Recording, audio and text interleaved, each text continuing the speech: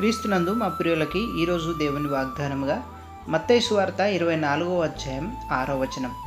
మీరు కలవరపడకుండా చూచుకొనుడే.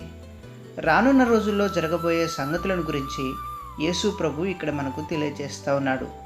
ఏ విషయంలో మనం కలవరపడకుండా ఉండాలంటే, నేనే క్రీస్తునని కొందరు మోసపరచడానికి వస్తారు.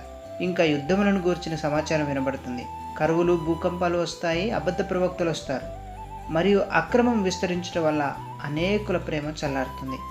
అయినా క్రీస్తుని రక్షకునిగా అంగీకరించిన మనము కలవరపడకూడదు. జరగబోయే సంగతులు ప్రభు మనకు ముందే తెలియచేశాడు కాబట్టి కలవరపడకుండా మన విశ్వాస జీవితాన్ని మెరుగుపరుచుకోవాలి. అదేవిధంగా దేవుని వాక్యం అనే బండ మీద మన ఆత్మీయ జీవితాన్ని కట్టుకోవాలి. ఇంకా క్రమమైన ప్రార్థన జీవితం కలిగి ఉండాలి. లేదంటే అబద్ధ ప్రవక్తులు ఏర్పరచబడిన వారిని సైతం మోసపరచబడడానికి సూచక క్రియలు చేస్తారు, మహత్కార్యాలు చేస్తారు. కాబట్టి ఆధ్యాత్మికమైన మెలకువ ఉంటే మనము కలవరపడకుండా ఉండగలము. అట్టి స్థిరమైన నిబ్బరమైన హృదయము ప్రభు మనకందరికీ దయచేయునుగాక. ఆమేన్.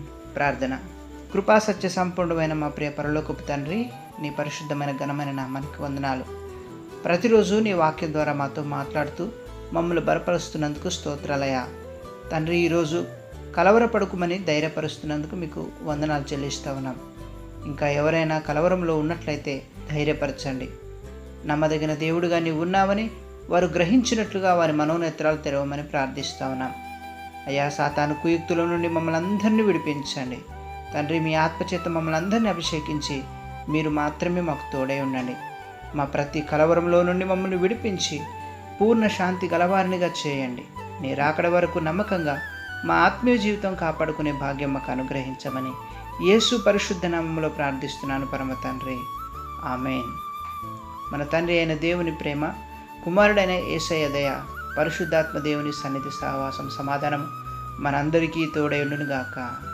ఆమేన్. God bless you.